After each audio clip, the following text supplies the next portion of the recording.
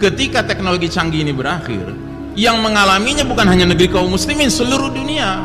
Akibatnya apa? Tuh kafir barat itu menjadi setara dengan kita, jadi 0-0 lagi kan? Gitu. Dan ini Nabi sudah katakan, wa'udtum min haitsu bada'tum wa'udtum min haitsu bada'tum wa'udtum min haitsu bada'tum. Kalian bakal kembali kepada kondisi seperti sedia kala. Kalian bakal kembali kepada kondisi seperti sedia kala. Kalian bakal kembali kepada kondisi seperti sedia kala. Ini hadis riwayat Muslim, sahih hadisnya. Makanya coba perhatikan semua hadis tentang peperangan-peperangan di akhir zaman yang dipimpin Al-Mahdi kelak nanti. Itu nggak ada menyebutkan hadis yang menyebutkan nanti umat Islam di akhir zaman pakai M16, pakai AK-47, nggak disebut itu. RPG nggak ada, pakai drone gitu nggak ada. Gitu.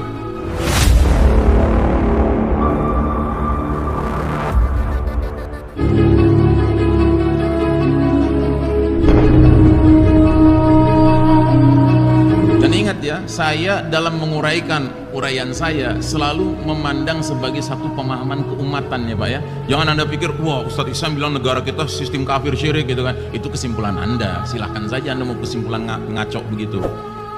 Tapi yang saya ingin tekankan adalah ini dunia Pak, dunia kita sekarang ini dunia sistem kafir, sistem syirik Pak. Kenapa? Yang mimpin orang kafir, al-Yahud wan Nasara. Cuma problemanya apa? Problemanya adalah mereka memimpin dunia, sedangkan mereka juga memiliki kecanggihan teknologi di tangan mereka.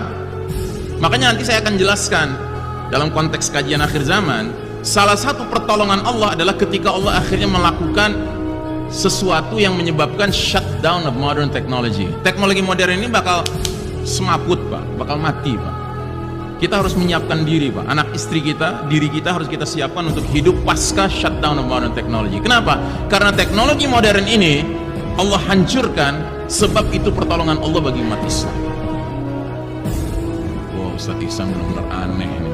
Emang aneh kalau kita nggak mau belajar, tapi kalau kita mau belajar justru sangat wajar Pak, sangat wajar. Oke? Sekarang kalau kita jujur Pak, membayangkan teknologi canggih ini berakhir Pak, apa keuntungannya buat kita? Keuntungannya adalah ketika teknologi canggih ini berakhir, yang mengalaminya bukan hanya negeri kaum muslimin, seluruh dunia. Akibatnya apa? Tuh kafir barat itu menjadi setara dengan kita, jadi 0-0 lagi kan? Gitu. Dan ini Nabi sudah katakan, wa'udtum min haitsu bada'tum wa'udtum min haitsu bada'tum wa'udtum min haitsu bada'tum. Kalian bakal kembali kepada kondisi seperti sedia kala. Kalian bakal kembali kepada kondisi seperti sedia kala. Kalian bakal kembali kepada kondisi seperti sedia kala. Ini hadis riwayat Muslim, sahih hadisnya. Para sahabat waktu itu mendengar nggak paham. Apa maksudnya kembali kepada kondisi seperti sedia kala? Para sahabat nggak paham. Tapi kita yang hidup di era teknologi canggih, peradaban canggih sekarang ini, kita bisa paham. Para sahabat dulu nggak ada pakai HP, nggak ada pakai komputer, nggak ada listrik, nggak ada AC, nggak ada mobil, motor, pesawat udara, apalagi nggak ada. Sehingga mereka nggak bisa membayangkan apa maknanya kembali pada kondisi seperti sedia kala. Tapi kita yang sekarang hidup di saat era modern begini, kita bisa paham. Oh, ini maknanya akan terjadi setback of civilization. Peradaban bakal mundur ke belakang lagi, kembali seperti dulu lagi. Makanya coba perhatikan semua hadis tentang peperangan-peperangan di akhir zaman yang dipimpin Al-Mahdi kelak nanti.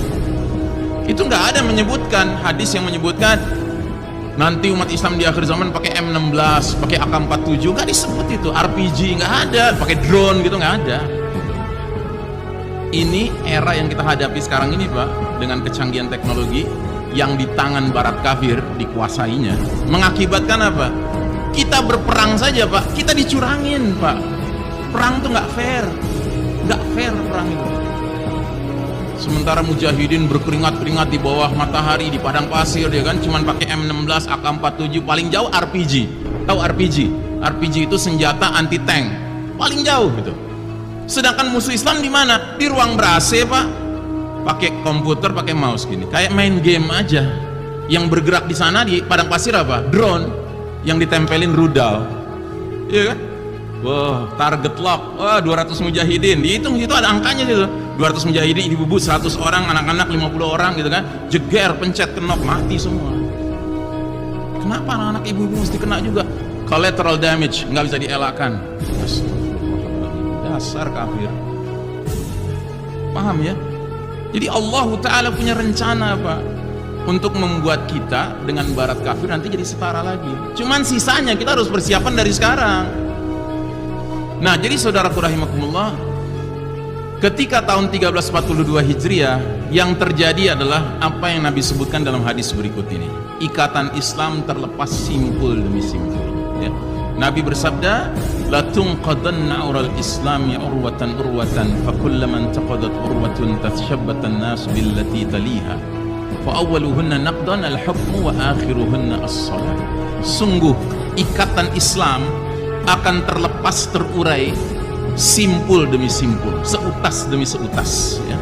Setiap kali satu simpul lepas, maka manusia akan bergelayutan pada simpul berikutnya. Maka awal simpul yang lepas ialah hukum, sedangkan yang paling akhir adalah sholat. Jadi tahun 1342 Hijriah ya, secara resmi Dewan Nasional Turki membubarkan khilafah ya.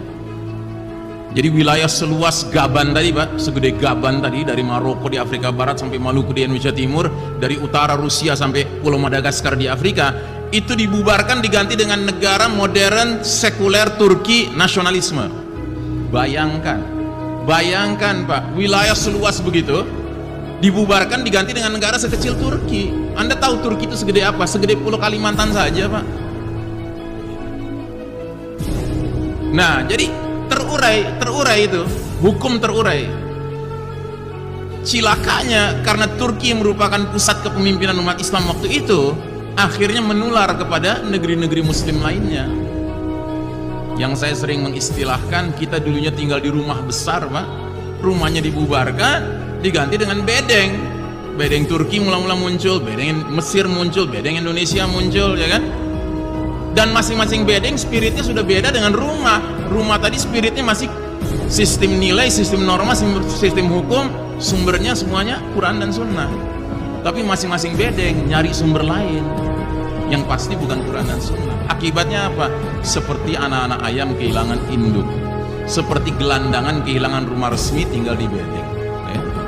Celakanya belum sampai 100 tahun tinggal di bedeng udah mulai teriak-teriak bedeng harga mati. Celakanya. Makanya musuh Islam tinggal bikin aja rumah mereka, namanya PBB, Perserikatan Bedeng. Mereka yang bermental bedeng pasti nganggap PBB itu rumahnya sekarang. Karena apa? Karena masuk dalam jebakan Yahudi yang bikin rumah.